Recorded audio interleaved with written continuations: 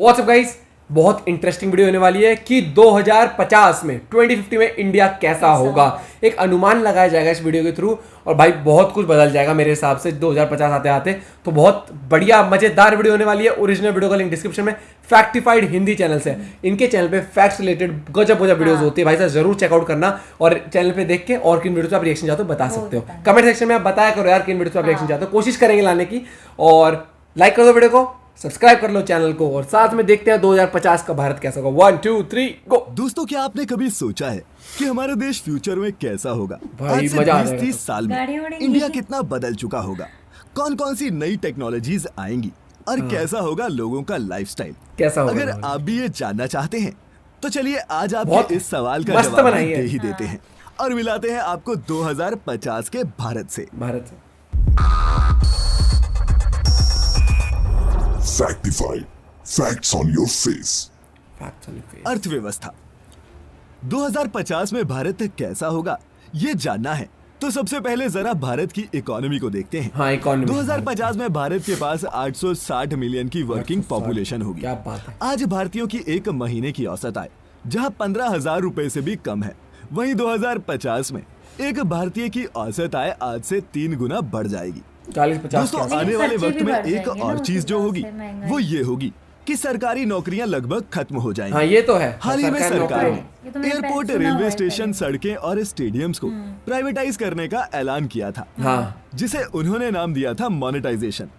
लेकिन private companies के under आने के बाद इन सभी डिपार्टमेंट्स के काम करने का तरीका तो बदलेगा ही, वहीं वर्कफोर्स छोटी कर दी जाएगी। पीडब्ल्यूसी की रिसर्च रिपोर्ट के मुताबिक 2050 तक भारत अमेरिका को पछाड़कर दुनिया की दूसरी सबसे बड़ी अर्थव्यवस्था बन जाएगा। सबसे बड़ी, आज क्या के बात। समय में हमारी purchasing power parity 11 trillion dollars है, जो 2050 में बढ़कर 44 ट्रिलियन की हो जाएगी। ओ भाई। और ऐसा अनुमान भी लगाया जा रहा है कि वर्ल्ड जीडीपी का 15% हिस्सा 2050 में भारत के कंट्रोल में होगा। ओहो। लेकिन दोस्तों, इन सभी नंबर्स को पाना आसान नहीं होने आसान वाला। नहीं होगा। दुनिया की दूसरी सबसे बड़ी अर्थव्यवस्था बनने के लिए पहले सरकार को देश में वेल्थ गैप को कम करना होगा और इकोनॉमिक पॉलिसीज को और भी ट्रांसपेरेंट और बेहतर बनाना होगा, ये तो वरना है। 2050 तक एक समृद्ध भारत देखने के ये दावे सिर्फ दावे बनकर ही रह जाएंगे। ये तो है। कैशलेस इंडिया 2050 में पेपरलेस करेंसी पूरी तरह से खत्म हो जाएगी और सिर्फ डिजिटल करेंसी का ही इस्तेमाल होगा। हाल ही में भारत सरकार ने RUPI डिजिटल वॉचर लॉन्च किया था, हाँ। जिसका इस्तेमाल लोग सैलरी, पेमेंट्स, इलेक्ट्रिसिटी बिल और शॉपिंग जैसी सर्विसेज को पे करने के लिए कर सकते इसके लिए हैं। दोस्तों। अगले 30 सालों में कई और डिजिटल करेंसीज और क्रिप्टो करेंसीज भी भारत में एंट्री करेंगी और डिजिटल पेमेंट एक आम बात हो जाएगी। डिजिटल करेंसी के इस्तेमाल से नोटों का सर्कुलेशन तो कम होगा ही, साथ ही पेमेंट्स करना आसान, सेफ और भी सिक्योर होगा। हो जाएगा। हाँ। ट्रांसपोर्टेशन दोस्तों, भारत के ट्रांसपोर्टेशन में लगातार सुधार हो रहा है, लेकिन अभी भी हम इस सेक्टर में दुनिया के बहुत सारे देशों से बहुत पीछे हैं। रोड ट्रांसपोर्ट को सुधारने के लिए इस समय 10 से भी ज्यादा बड़े हाईवे प्रोजेक्ट्स पर काम चल रहा है, जो शहरों के बीच की दूरी को कम करने का काम करेंगे। 2050 तक भारत में हाइपरलूप टेक्नोलॉजी की एंट्री टेक्नोलॉजी करने है। की भी संभावना है। इस टेक्नोलॉजी को एलॉन मस्क ने दुनिया के सामने रखा था और अब दुनिया भर की कंपनीज इस कॉन्सेप्ट पर काम कर रही हैं। दोस्तों, हाइपरलूप टेक्नोलॉजी में एक टनल बिल्ड किया जाता है जिसमें हवा का प्रेशर बहुत कम होता है, जिससे ट्रेन की स्पीड आम स्पीड से 5 गुना ज्यादा हो जाती है। लेकिन दोस्तों, 2050 तक भारत में ये टेक्नोलॉजी आ जाएगी? अभी इस पर एक बड़ा क्वेश्चन मार्क है, और वो इसलिए क्योंकि 1965 में जापान में शुरू हुई बुलेट ट्रेन टेक्नोलॉजी को 7 दशक के बाद 2015 में देश में मुंबई से अहमदाबाद के बीच शुरू करने का ऐलान किया गया था। मुंबई अहमदाबाद बुलेट ट्रेन का प्रोजेक्ट 2023 तक खत्म होना था, लेकिन सिस्टम के ढीलेपन को देखते हुए ये कहना मुश्किल है कि ये बुलेट ट्रेन भारत में 2025 से पहले शुरू भी हो पाएगी। अभी तक तो बुलेट ट्रेन के ट्रैक्स के लिए लैंड एक्विजिशन ही पूरी नहीं हो पाई है। अच्छा। दोस्तों, 2050 तक भारत की सड़कों पर आधे से ज्यादा गाड़ियां इलेक्ट्रिक होंगी हाँ, और डीजल और ये पेट्रोल तो पर हमारी पक्का है। निर्भरता भी कम हो जाएगी। कम हो जाएगी उस पर निर्भरता भी, बिल्कुल। फ्यूचर टेक्नोलॉजी दोस्तों, भविष्य में भारत ही नहीं, दुनिया के हर देश का एक ही मूल मंत्र होगा, time is money. Her technology time saving पर ही बेस्ड होगी और आज से कहीं ज्यादा सिक्योर और हाईटेक होगी। भारत में इस साल 5G की एंट्री हुई है, लेकिन 2050 तक तो भारत में 8 GB आ चुका होगा 8 और GB internet speeds 5G generation से कई गुना फास्ट हो जाएंगी। हमारे देश की 100% पॉपुलेशन सोशल मीडिया पर शिफ्ट हो जाएगी और लोग रियल से ज्यादा वर्चुअल लाइफ में जिएंगे। वर्क फ्रॉम होम का कल्चर भी चलता रहेगा। 2050 में आज की तरह इलेक्ट्रिसिटी जनरेट करने के लिए वायरिंग की जरूरत भी नहीं पड़ेगी, क्योंकि तब तक दुनिया में वायरलेस इलेक्ट्रिसिटी बहुत आम बात हो जाएगी। जापान में तो वायरलेस इलेक्ट्रिसिटी पर काम भी शुरू हो चुका है और जल्द ही दूसरे देश भी वायरलेस इलेक्ट्रिसिटी पर अपनी टेस्टिंग शुरू कर देंगे।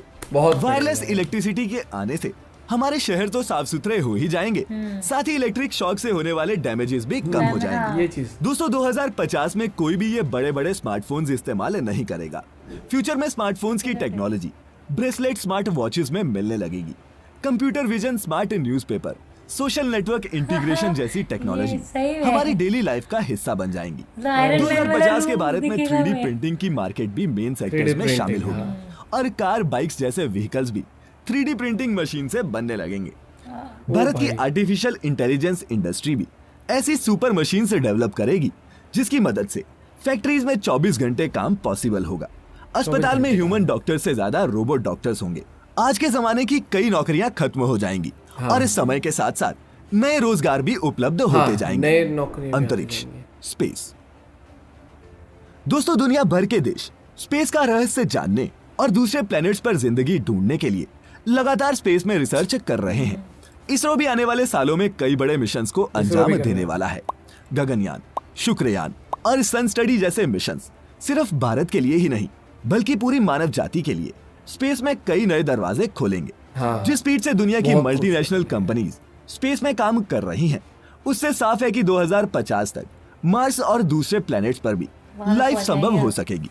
और जैसा कि आप जानते हैं कि अब दुनिया भर की स्पेस कंपनीज स्पेस टूरिज्म में एंट्री कर रही हैं, इसीलिए इसरो भी स्पेस टूरिज्म में एंट्री का रोड मैप तैयार कर रहा है। इसरो का गगनयान मिशन स्पेस टूरिज्म की तरफ भारत का पहला स्टेप है। इस मिशन पर इसरो 3 क्रू मेंबर्स को 7 दिनों के लिए स्पेस में भेजेगा और अगर ये मिशन सक्सेसफुल रहता है तो इसरो आने वाले समय में सैलानियों को भी स्पेस में लेकर जाने की तरफ कदम बढ़ाएगा। तब तो एजुकेशन सिस्टम। दोस्तों अगर भारत को 2050 तक विश्व गुरु बनना है तो एजुकेशन सेक्टर पर सबसे ज्यादा काम करना होगा, क्योंकि हमारा एजुकेशन सिस्टम आउटडेटेड हो चुका है। भारत ने पिछले साल ही अपनी एजुकेशन पॉलिसी में बदलाव किए हैं, जिसका फायदा अगले 15-20 सालों में देखने को मिल सकता है। अब स्कूलों में थ्योरी से ज्यादा प्रैक्टिकल्स होंगे, तो जाहिर है बच्चों का टेक्नोलॉजी की तरफ ध्यान बढ़ेगा। नॉर्वे, अमेरिका जैसे देशों की तरह अब भारत में भी स्टूडेंट्स को हायर स्कूल के दौरान वोकेशनल कोर्सेज कराए जाएंगे और समर वेकेशंस में इंटर्नशिप्स, कोडिंग और साइंटिफिक नॉलेज सिर्फ साइंस की स्ट्रीम के बच्चों के लिए नहीं होगी, बल्कि ये सबको सिखाई जाएगी। टेक्नोलॉजी मॉडर्न इंडिया की पहचान बनने वाली है, इसीलिए स्कूल्स में आर्टिफिशियल इंटेलिजेंस के कोर्सेज की भी एंट्री होगी। 2050 में नोटबुक्स और किताबें शायद म्यूजियम में देखने को मिले, क्योंकि भारत के स्कूल्स में स्मार्ट क्लासेस की एंट्री पहले ही हो चुकी है और जल्द ही आपकी बुक्स और बस्ते की जगह आईपैड और लैपटॉप जैसे डिवाइसेस लेने वाले हैं। दोस्तों हम चाहें तो 2050 में भारत को वर्ल्ड का एजुकेशन सेंटर बना सकते हैं। एक्सपर्ट्स की माने तो 2050 तक भारत का लिटरेसी रेट 90% से ऊपर होगा, पर ये सब कैसे होगा ये अभी कहना थोड़ा मुश्किल है, और वो इसलिए क्योंकि महामारी के बाद आई गरीबी की वजह से करोड़ों बच्चों ने स्कूल छोड़ दिए हैं और उनमें से लाखों ऐसे हैं जो स्कूल की शक्ल फिर कभी नहीं देख पाएंगे। गरीब परिवार से आने वाले बच्चे किताब भी मुश्किल से खरीद पाते हैं। ऐसे में स्कूल डिजिटाइज्ड हो जाते हैं तो उनके पास स्मार्टफोन और आईपैड जैसे गैजेट्स कहां से आएंगे। इसीलिए अगर हमें अपने देश के स्कूल्स को स्मार्ट बनाना है तो सभी स्कूलों में पहले ये जरूरी सुविधाएं मुहैया करवानी है, ताकि गरीब परिवार से आने वाले बच्चे भी इस डिजिटल युग में दुनिया के साथ कदम से कदम मिलाकर चल सके। ये बहुत चीज है। Indian defence power. दोस्तों भारत को शक्तिशाली देश बनना है तो डिफेंस पावर पर भी काम करना होगा। भारतीय सेना का जंग में तो कोई मुकाबला नहीं है, पर आने वाले सालों में जंग हथियारों से नहीं बल्कि टेक्नोलॉजी से लड़ी जाएगी और इसकी तैयारी भी भारत ने शुरू कर दी है। हमारी इंटेलिजेंस एजेंसीज लगातार अपनी टेक्नोलॉजी को इम्प्रूव कर रही हैं और जल्द ही इंडियन डिफेंस में आर्टिफिशियल इंटेलिजेंस को भी शामिल कर लिया जाएगा। 2050 की इंडियन डिफेंस फोर्सेज में हाईटेक वेपन्स और एयरक्राफ्ट्स के साथ रोबोटिक टेक्नोलॉजी भी देखने को मिलेगी। सरकार ने भारत इलेक्ट्रॉनिक्स लिमिटेड के साथ मॉडर्न रेडियो सिस्टम्स की 1000 करोड़ रुपए की डील साइन की है। अरे भाई इस टेक्नोलॉजी से इंडियन आर्मी का टेक डिपार्टमेंट पहले से काफी स्ट्रांग हो जाएगा बहुत फर्क और पड़ेगा, हार्श बहुत से चीजें हार्श बदलेंगी, कंडीशंस बहुत में भी चीजें बदलेंगी। हम जंग करने को तैयार होंगे। दुनिया भर के एक्सपर्ट्स की माने तो 2050 तक भारत एक वैश्विक लीडर बनकर उभरेगा। सबसे ज्यादा पॉपुलेशन होने की वजह से भारत की वर्कफोर्स और प्रोडक्शन पावर सबसे ज्यादा होगी। हाई परचेजिंग पावर की वजह से दुनिया की सभी एमएनसी कंपनीज के ऑफिसेज इंडिया में होंगे। बिजनेस इनसाइडर की एक रिपोर्ट के मुताबिक दुनिया की 67% कंपनीज की इन्वेस्टमेंट लिस्ट में भारत टॉप पर है। वर्ल्ड की टॉप 15 कंपनीज के सीईओ इंडियंस हैं और आने वाले सालों में ये नंबर और भी बेटर होगा। लेकिन ये सब तभी पॉसिबल हो पाएगा जब कंपनीज को एक अच्छी मार्केट के साथ साथ एक अच्छा वर्किंग एनवायरनमेंट और फ्लेक्सिबल गवर्नमेंट पॉलिसीज मिलेंगी, जिन पर हमें अभी बहुत काम करना है। आने वाले वक्त में लोगों के लिए कई नई जॉब अपॉर्चुनिटीज जनरेट होंगी, तो कई पुरानी नौकरियां पूरी तरह से बिल्कुल खत्म हो खत्म हो जाएंगी। जाएंगी। पर दोस्तों, अगर आप फ्यूचर के भारत की इस तस्वीर को सच होते देखना चाहते हैं तो दिल लगाकर मेहनत कीजिए और आप जो भी काम करते हैं उसमें ईमानदारी रखिए, करप्शन से दूर रहिए, क्योंकि देश की तरक्की में देश के हर नागरिक का योगदान होता है। बिल्कुल नहीं तो है। जब आप और हम आज मेहनत करेंगे तभी तो 2050 तक हमारा देश ये सब अचीव कर पाएगा। और जो मैं हमेशा कहता हूँ, जब भी वोट करिए एक अच्छा लीडर चुनिए, क्योंकि जब तक हमारे पास एक अच्छी सरकार और अच्छे लीडर्स नहीं होंगे तब तक इस वर्ल्ड मैप पर हम नंबर 1 नहीं हो सकते। ये तो और है, हाँ, लीडर्स कमेंट करके आप जरूर बताइएगा कि आपको भविष्य का भारत पसंद आया या फिर आपको आज का इंडिया ही ज्यादा बेटर लगता है। वीडियो अच्छी लगी हो तो इसे लाइक करने के साथ साथ लाइक अपने करो दोस्तों यार। के साथ शेयर जरूर करें। मिलेंगे जल्द ही एक ऐसी ही और इन्फॉर्मेटिव वीडियो में। क्या तब बात तक है भाई।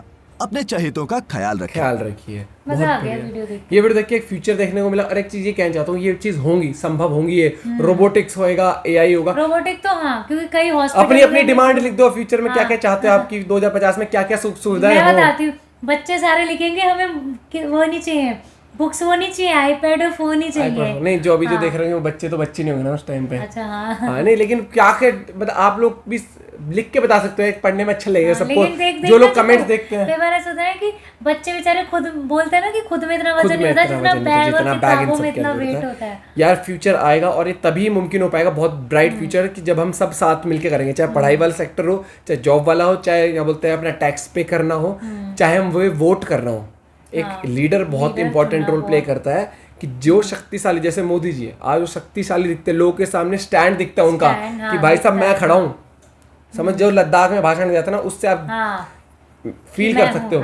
देखो, नो डाउट बुराई करते रहते हैं कि नहीं ये गवर्नमेंट ठीक नहीं, ये गवर्नमेंट ठीक है, मोदी ठीक नहीं है, ये ठीक नहीं है, वो लोग करते हैं, चलो ठीक। लेकिन सबको पता है कि जहाँ स्ट्रॉन्ग पर्सनैलिटी की बात आती है, मोदी से बढ़िया आज तक मतलब एक अटल बिहारी वाजपेयी थे। सीरियसली एक अटल बिहारी वाजपेयी जी, और देखिए इन्होंने मतलब कि एक स्टैंड जो क्रिएट किया ना दुनिया की नजरों में, कि भाई साहब सीधे दबंग आदमी हमसे पंगा नहीं, देश के ऊपर कुछ मतलब नहीं। एक लीडर में मतलब वो लीडरशिप क्वालिटी बहुत जरूरी है, वो अपना स्ट्रॉन्ग पॉइंट ऑफ व्यू रखना एकदम निडर होके। और कितनी स्वीट आवाज थी भाई की यार। हाँ, जो बहुत एक ऐसा लग रहा है कि मूवी चल रही है, मोटिवेशनल टाइप मूवी चल रही है, एक फ्यूचरिस्टिक वीडियो चल रही है जिसको हम देख रहे हैं और हम इमेजिन कर रहे हैं काश ये सब जल्दी से जल्दी हो जाए यार। वीडियो बहुत इंटरेस्टिंग थी, बहुत ही मजेदार वीडियो थी। आई एम श्योर जिसने देखी होगी भाई मजा आएगा। बहुत कम लोग देखते हैं ऐसे वीडियो यार, देखा करो ये वीडियो बहुत सीरियसली, और अपने दोस्तों में शेयर करो और अच्छा लगेगा। मेरे को तो बड़ा अच्छा सा लग रहा है अभी भी वो सब। तो मिलते हैं आपसे एक और वीडियो के साथ। लाइक करना मत भूलना। Bye bye, take care.